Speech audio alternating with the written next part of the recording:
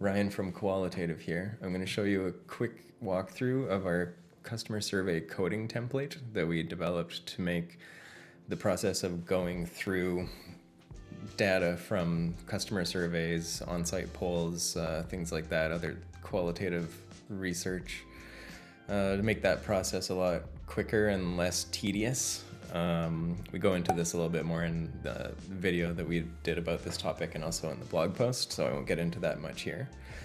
But I just want to show you the nuts and bolts of how it actually works. It's a spreadsheet system in Google Sheets. Here we go. The first tab here is the instructions. So basically what I'm going to be covering, we'll share the link to this template as well, so you'll get to see exactly what you're seeing here. The first couple steps are actually kind of optional. And those are the raw data step. And then there's two tabs after this, which is filtered and then 200 randomized. So the idea here is you paste the data from your survey tool. So if you use Typeform or something like that for surveys or Hotjar for polls, you'll get some kind of output. So you can output those to Google Sheets already in a lot of cases. And then you just copy and paste those into here with the question at the top and then the responses below that in the column. So in this case, there's just one question in here at the moment. But if it was a customer survey, then you could have 10 or 12, hopefully not too many more than that. Otherwise, that's a really long survey. But basically you have multiple questions, question at the top, and then the responses to that question in the column below it. And then this next tab takes whatever you've entered here and filters out any blank ones. So just in case you had some questions that were optional and you want to make sure that you get enough actual responses into what you're actually working with here. And also this kind of factors into like if you have more than 200 responses. So it's kind of like a rule of thumb in terms of how many responses that you should code to get good strength of signal on any of the issues that you find is around 200 or maybe 250. But sometimes you run a survey and you get way more responses, or maybe you're working with like historical data and so you have like 1,000 or something. So the first few steps of this sheet help you with that, help you narrow it down to just like pick 200 of them to work with. And so if you're doing that, you don't want any blank ones like taking up your 200 response budget. So step one, it filters out all the blank ones from your list. Step two, it randomizes that. So it actually takes a random selection from what you've entered of 200 responses. So if you don't care about any of that, like if you don't have any blank results in there, and you don't have more than 200 and you don't care about randomizing the order of them, then you can skip right to this next step, which says 200 fixed, and just paste your data directly in here instead of going into the first one. So those first two steps are optional. If you did do these first two steps, you still need to copy and paste from the randomized sheet into the fixed sheet. The reason for this is just kind of a Google Sheets thing where if you're using a randomization function, every time you open the spreadsheet, it's going to randomize them again. So obviously you don't want that, because if you've gone through this and analyzed all the data and then suddenly you open up next time and what you've analyzed doesn't even like map one-to-one with the questions and stuff like that. So basically, use the first two sheets to randomize the data, and then once it's done that, copy them into this fixed sheet so that they stay the same when you're working with them. So in this case, we have just one question. It's what can you tell us about yourself, which is kind of a common ice-breaking intro question to a customer survey. And this is people in fitness. So like you can see, there's they're basically talking about all the different activities they're into and how much they work out and stuff like that. People also just like to tell a lot of their life story, like where they're from and various things. We have this one question to work with. From here, the spreadsheet will grab whatever you have in this sheet and map out each individual question into its own tab. So you can see here there's kind of like Q1, 2, 3, all the way up to 12. So this sheet can handle up to 12 survey questions at once. And each one is where you actually do the analysis of that particular question. So this one, as you can see, there's already some sample data in here. Just, as like an example so you can see how it looks. So the first time that you use this template, you'll want to delete all this data. So all you need to delete is just these cells here, the first 5 all the way over, because there's a whole bunch of issues that have already been tagged in here. And just for now, ignore those last 2 columns. But you just like delete those. And instead of doing that, what I'm going to do is just quickly duplicate this column into column B, and so that will populate question 2. But yeah, so now we have all those questions again in question 2, and we can start working with this and doing whatever we want. So the usual process for this is you start reading the things in the left column here, and you would type a 1 manually once you've like identified a theme. Like say for this one, this guy mentions works in financial services. So say you want to start analyzing that, like you want to code the different responses where somebody mentioned that they work in financial services. So the normal process, you would actually type like a 1 into this over and over again, and then scroll down and you'd read through these, and anytime somebody mentions financial anything, put a 1 in the column next to it. So this is like one of the ways that this sheet system helps is that it has like an auto keyword matching feature. So I can just type in here financial, and then it actually goes through and finds all of the records where someone mentions financial, like anytime that keyword pops up. And you can see like this cell here has already been mapped with a 1, and it's green to make it super easy to see. And then also at the top of this column, it says the count. So you can see that there's 1 record that has matched with what you've typed up here.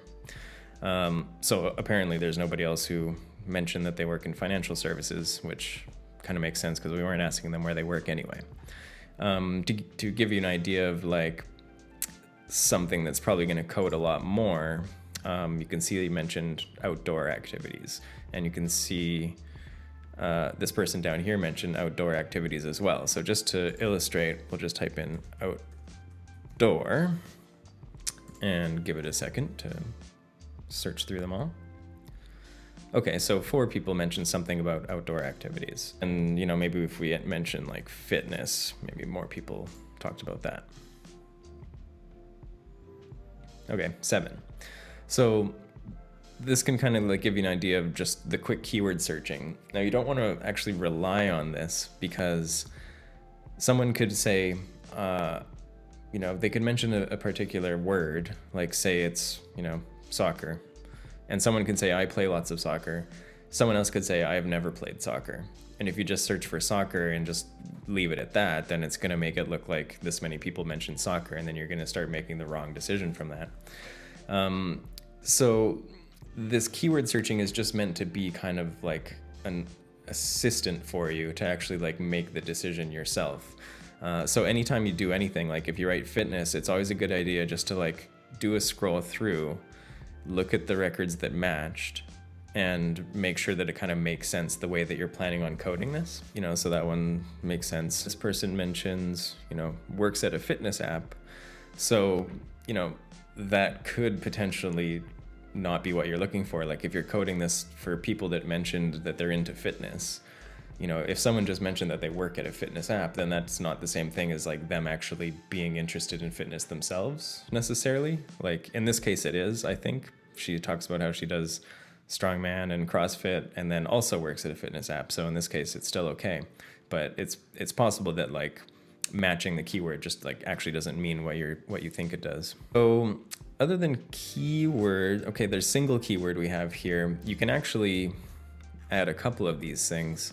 So like if we go back to see what we coded for the first question that was already done, If you mention, like, you could use MMA and then also martial to catch people who mention martial arts or MMA, because that's kind of the same theme.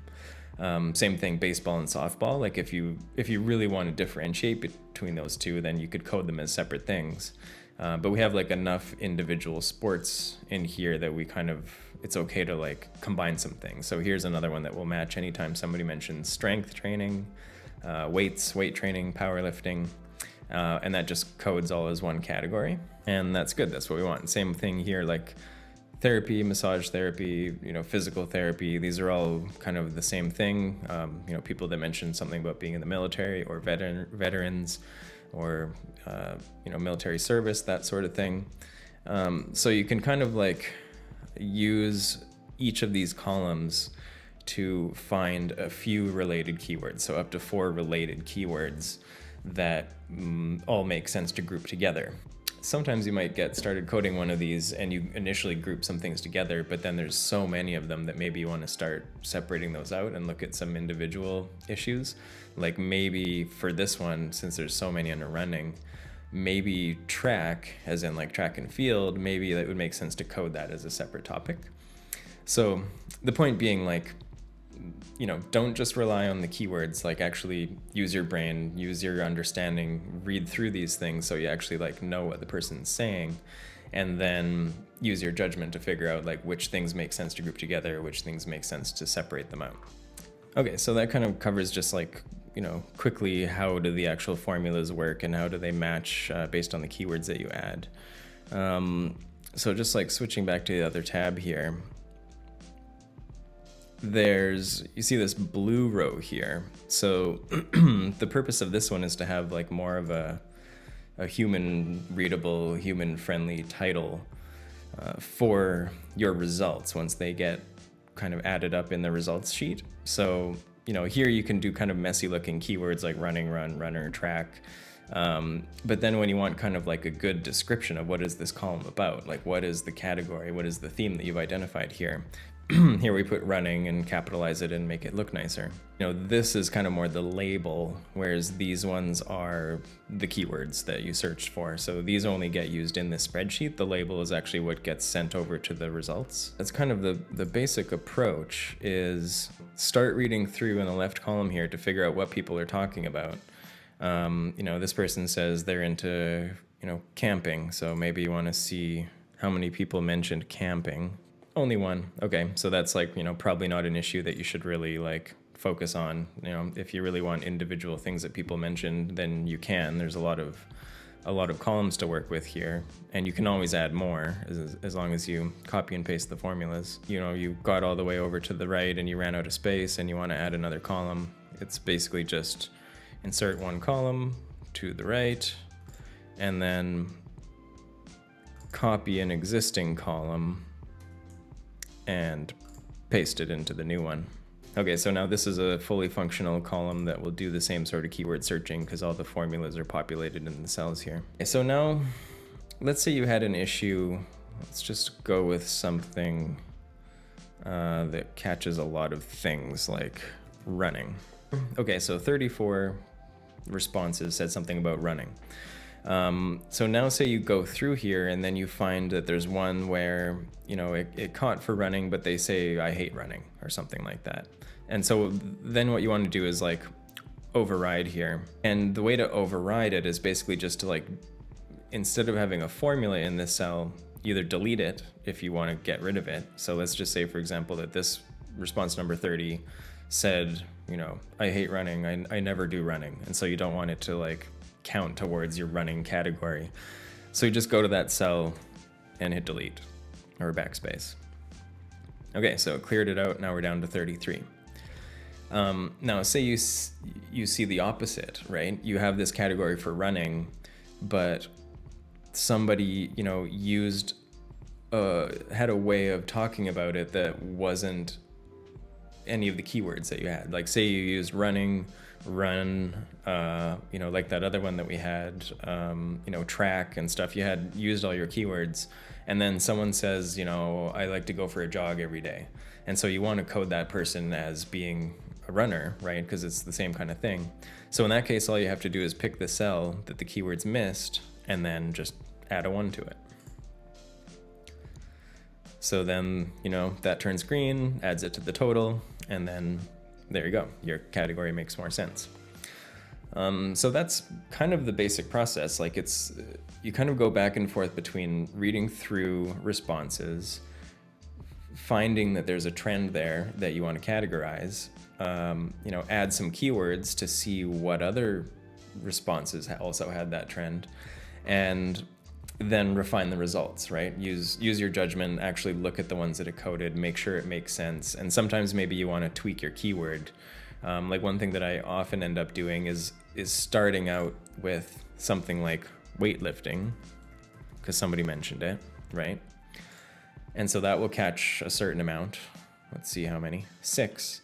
But then there's going to be people that say something else, like lifting weights, for example. So you can use phrases. It doesn't have to just be words.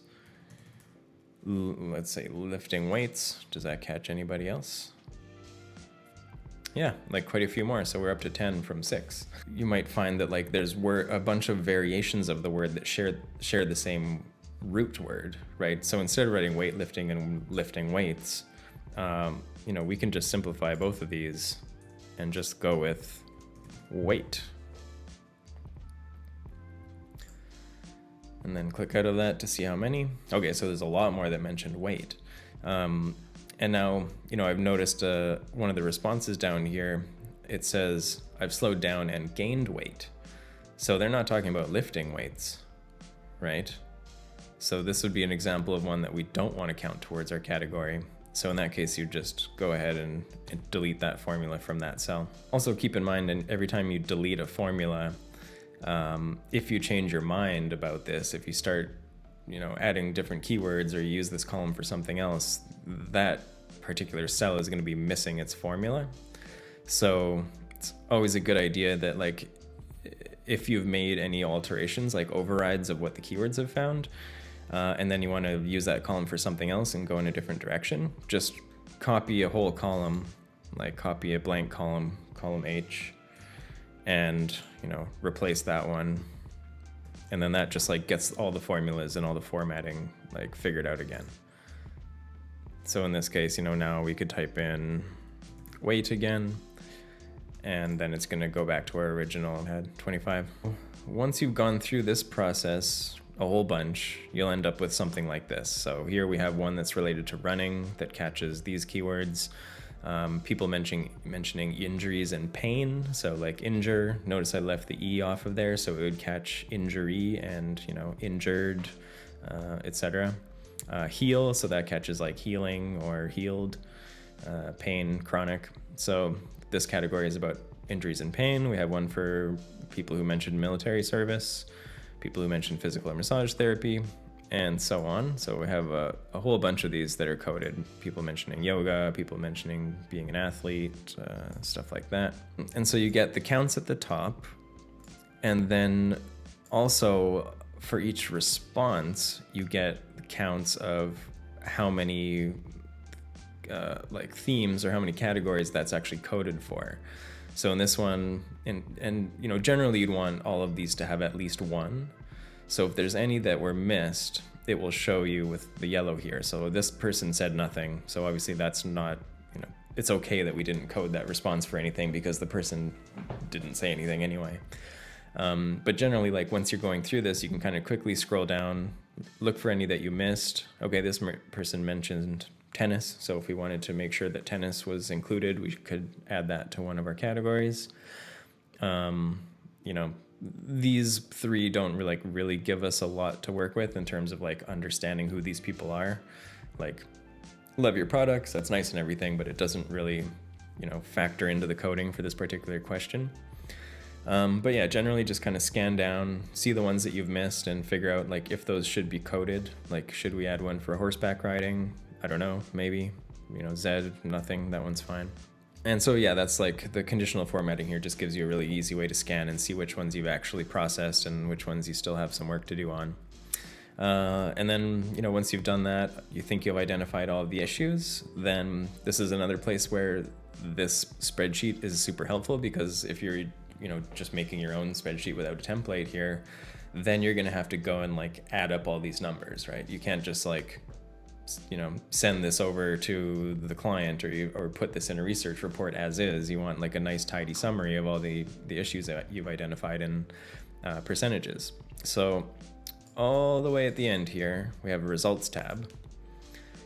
And this is where it does all this work for us. So right here for Q1, it has the question, what can you tell us about yourself? The total number of responses that you coded for this. So in this case, we had less than 200 to start with. And then here's where your nice labels for each column come into play. So it says running, here's the category, how many people actually mentioned something about that, and then also the percentage of the total responses. So there you go. That's like the results that you can work with. You could just take a screenshot of this slide or this section of the spreadsheet and put them in a slide. If you want, you can just choose like where the cutoff point is. Like maybe you only want to mention things that had at least 5% that it coded for, and cut off the rest or whatever. But they're all here. They're all sorted by the most popular responses with the percentages there for you. And you can see here, so Q2, notice that we have like some responses here and some percentages, but it's still blank here. So that's just because we didn't actually add any of those labels yet. So I'll quickly go back and do that. So, this one is about financial, outdoor, fitness, running, weight, and then back to our results tab. And that's all populated and sorted for you now. So as you can see, like if you had 10 questions or something from a long customer survey, and then you went through this process for all the questions, it's pretty handy to have all those automatically tabulated for you here. And generally that's like kind of the main purpose of this. Like I mentioned, it's supposed to take away the heavy lifting and all the copying and pasting. Because if you're doing this completely manually, like just entering the ones in all of those cells, it's going to be like, by the time you're done with this, it's going to be thousands and thousands of like ones that you've entered into cells. And then also you would have to copy and paste all of that and sort them and calculate the percentages and stuff like that. So this isn't meant to, replace human understanding and your own judgment. Like, definitely don't just trust the keyword matching to do all the work for you, but just like use it as a way to take out like 80% of the tedious work and let you focus on just the more interesting part of understanding what's going on and drawing the conclusions from it. Okay, that's all. Get in touch with us if you have any questions. Otherwise, you can download this template yourself and play around with it, make a copy, use it for your own projects. Thanks.